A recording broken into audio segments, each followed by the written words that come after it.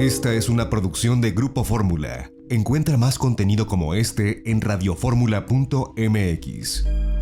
Mira, Eduardo, justamente retomando el tema de cómo y cuándo eliminar las restricciones, es un tema sumamente complicado. Aquí nadie tiene la razón, nadie tiene la receta correcta, y la verdad es que yo lo que creo es que todos los países van a ir probando. Y si, bueno, esas medidas que están tomando no funcionan, bueno, pues se irán echando para atrás y regresaremos al encierro y demás. Pero solo para platicar un poquito lo que están haciendo otros países que van un poquito más adelante que nosotros. Uno de esos es Alemania. Y también esto, Eduardo, no es como para que nos comparemos, porque son países diferentes, con casos diferentes, con sistema de salud diferente, etcétera, ¿no? Alemania, al parecer, Eduardo, ya está en una etapa en las que poco a poco ya van a ir eliminando estas restricciones a causa del COVID-19. Por ejemplo, el día de ayer en Alemania se abrieron todos los comercios con locales de 800 metros cuadrados o menos, así como, por ejemplo, pues estas distribuidoras de coches, bicicletas y otros locales. Se espera que ellos para el 4 de mayo regresen los niños a la escuela. No van a regresar todos en un mismo momento, sino van a regresar paulatinamente, y primeramente van a ir regresando aquellos niños que pues tienen que tomar ciertos exámenes para aprobar el año y así no perderlo, ¿no? Esto es el caso de Alemania. También es interesante darnos cuenta, Eduardo, que aquí las medidas se dieron por consenso entre Angela Merkel y pues lo que serían equivalente a los gobernadores de los 16 estados alemanes. Entonces aquí tenemos como una decisión más o menos por consenso, ¿no? Ahora podemos platicar también sobre lo que está pasando en Estados Unidos. Tú ya lo mencionabas muy bien, Eduardo, y justamente fue muy curioso que la semana pasada Trump da un manotazo sobre la mesa y dice justamente que la única persona que tiene la autoridad total para decidir cuándo se van a levantar las restricciones es él, ¿no? Así empezamos los primeros días. Y le fue en feria porque se le olvidó que no es el rey Trump. Es un estado, realmente Estados Unidos son estados libres y soberanos. Los gobernadores dijeron, no, es atribución de nosotros, no tuya. Tienes toda la razón, Eduardo.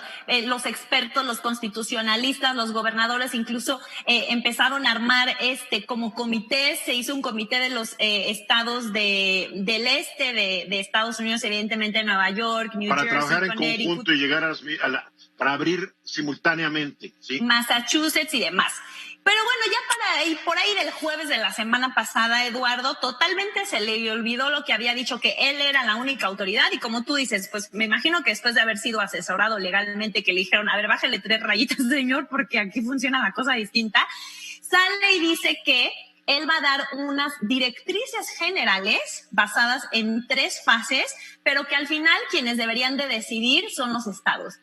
Una manera de decir que como que quiso engañar diciendo, les voy a dar magnánimamente las directrices y ustedes hagan lo que quieran. Porque soy muy bueno. Así o sea, es. Acuérdate que estos populistas en cualquier lugar del mundo ya dicen una cosa, al día siguiente dicen otra, como se van acomodando, porque lo único que quieren es mantener a su base.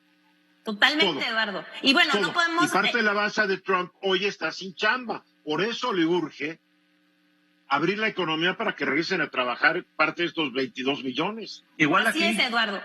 Igual en México. Y se entiende, yo entiendo eso. No estoy de acuerdo, la parte política y económica, pues cómo no la vamos a entender, ¿no? Entonces dice Trump que él tiene sus 3 fases. La primera fase, pues evidentemente en todas las fases, las personas más vulnerables tienen que mantenerse en casa en las primeras 2. En la segunda fase, ya por ejemplo, se van los niños van regresando también a clases de manera escalonada. Y en la tercera fase también las personas pueden ir regresando a su trabajo. Creo que es algo que tú también habías mencionado en el segmento anterior. Sí. Como mínimo tiene que haber 14 días de separación entre cada una de estas 3 fases, Eduardo. ¿Y cuál fue la reacción de los gobernadores? Y se tiene que ir viendo una baja en casos. Así es. Curiosamente en Alemania se está abriendo y los casos están yendo para arriba.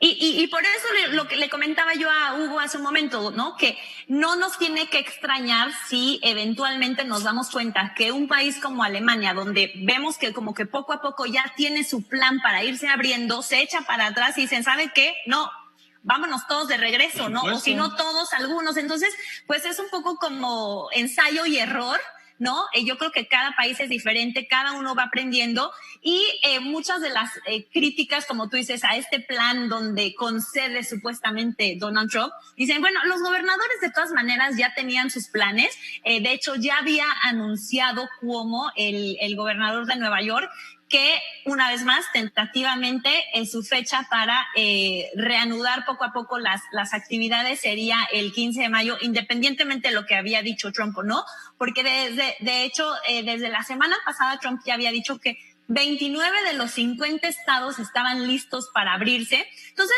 bueno, lo que quiero aquí dejar claro es cómo pues se van dando estas medidas de manera diferente, ¿no? Tal vez en Alemania de una forma más consensuada entre los gobernadores y Angela Merkel, y aquí en Estados Unidos pues realmente no va a ser un consenso, ¿no? Sino que los gobernadores van a ir tomando sus medidas. Ahora, es que nadie sabe bien qué hacer, entonces cada quien tiene sus epidemiólogos y cada quien tiene sus realidades políticas. Y económicas. Y políticas. Trump enfrenta una reelección en noviembre. Hoy, totalmente. Hace unos meses todo el mundo decía se va a reelegir. Hoy, ¿quién sabe? El presidente López Obrador enfrenta una elección en julio del año que entra. Entonces, siempre hay una razón política. Son políticos, por eso se dedican a la política, ¿no? Y tiene que tomar, y fíjate, ¿cómo balanceas el asunto sanitario con el asunto económico? Nadie va a quedar contento desde ahorita. Yo, por más que digan ya salgan, yo voy a decir, yo voy a salir con una gran cautela, porque yo estoy en un grupo de riesgo. Mira, Eduardo, la verdad es que ya todos. No salga yo, ya viva, y ya abraza a Carlos. Ya todos, y qué bueno que dices esto, Eduardo, porque yo todavía hace un mes, te lo voy a ser muy sincera, yo pensé que como yo no era un grupo de riesgo, porque esa era la información que arrojaba China, ¿no? Como que eran grupos de riesgos y personas que tenían antecedentes, ¿no? De diabetes, en fin, hipertensión, tabaquismo, bla, bla, bla. O sea, de manera general pensás, esas son las personas que tienen un mayor problema, pero yo soy sana, deportista y de 40, por supuesto, no me va a pasar nada. Y la verdad es que las estadísticas de Estados Unidos y de México, Eduardo, te dejan ver que eso no es completamente cierto y que nos tenemos que cuidar todos, no nada más las personas de 60 y más, porque el virus se ha venido también. Es una cantidad de 20añeros, 30añeros y 40eros que se han muerto. Que se han 35%, muerto, 35% están fuera del grupo. Porque todavía no entienden bien cómo funciona este virus. Es algo muy extraño, pero mira, Eduardo, por si sí o por si no, tenemos que dejar de pensar que si somos sanos y deportistas y cuarentones y cincuentones, estamos como del otro lado. La verdad es que no. Yo creo que el consejo es, si puedes quedarte en casa, aunque se levante esto, quédate en casa. Porque hay un problema. La única seguridad que vamos a tener que no te vas a morir o enfermar gravemente es cuando salga una vacuna y llegue una campaña mundial masiva que también va a tardar mucho tiempo y que a todo el mundo los vacunen. Claro. Entonces ya no va a pasar nada. Llega una persona que no se vacunó, pero tú estás infectado, no te va a pasar nada. Pero va a tardar, esto no es de un día para otro. Y además, Eduardo, justamente ahorita bromeábamos con Carlos que decía que se iba a ir a un hospital privado en caso de... No, yo nunca dije madera que se contaminara. Era una broma. Lo dijo Eduardo de broma. Era una broma, Carlos. Y a lo que voy, Eduardo, es que también va a llegar un momento en que no importa si tú tienes los medios para acceder a un hospital privado o no, ya no va a haber camas, ya no va a haber respiradores, es decir, ya ni siquiera va a tener que ver a que tenemos extra camas y extra respiradores. No estoy preocupado. Entonces dijeron, no hay camas. Afortunadamente, yo también tengo mis propios datos y estoy muy espantada y muy cuidada porque yo creo que no va a haber camas ni en hospitales públicos, ni en hospitales privados, ni respiradores, y por ende, Eduardo, tenemos que dejar de pensar que solo hay cierto grupo poblacional que esté en riesgo y empezar a pensar que todos estamos en riesgo. Y otra cosa, que en el momento, como tú dices, que se empiecen a levantar las restricciones, la gente debe de tener una conciencia de decir, Estas restricciones se están levantando, como tú dices, Sí, pero por cuestiones si no hay políticas y conciencia, económicas. ya lo dijo Carlos, si no hay conciencia ni para cuidarse ahorita, ¿quién nos la va a ver entonces? Van a decir, ya dijeron que podemos salir, vámonos al cine, órale, ya sé, vamos a restaurantes, vamos a darnos besos y abrazos. Así va Lo a que ser. predomina, Eduardo, es la gran inconsciencia social que hay entre mucha gente en este país. Pero ese ¿qué es el esperas, grave Carlos? problema. Tenemos un sistema educativo fallido desde el principio. No nos hagamos. A ver, tenemos un sistema educativo fallido. No hay conciencia social. El civismo, estamos de acuerdo, está a niveles muy bajos el civismo, porque parte de ser cívico y tener conciencia social, es decir, tengo que hacer cosas para no afectar a los de al lado. ¿Sabes cuál es el ejemplo Hay que claro, vivir en un Eduardo? edificio a ver cómo te va con los vecinos. Eduardo, ¿sabes cuál es el ejemplo? Mientras en Estados Unidos la gente le aplaude a las enfermeras y doctores que están ayudando en este asunto, aquí en México están atacando a las enfermeras. Pero no entiendo por qué tenemos una cultura milenaria que nos hace buenos, Carlos. Es una cultura de salvajes, Eduardo. No, perdóname. Hoy el presidente dio toda una cátedra de lo que es la cultura en México. Y claro, Alguien que cuida. seguramente con lentes rosas. Oye, alguien que se dedica a cuidar la salud de los demás debe de ser Inaudito. más respetado. Es Inaudito. más respetado. Como alguien reportó que en su edificio alguien puso un letrerito. Si usted está atendiendo, no venga al edificio. Bola de cobardes que además no ponen el nombre. Que además son culés. A ver, para concluir, Liliana, 20 segunditos. Para concluir, Eduardo, tenemos que también ver qué pasa en México.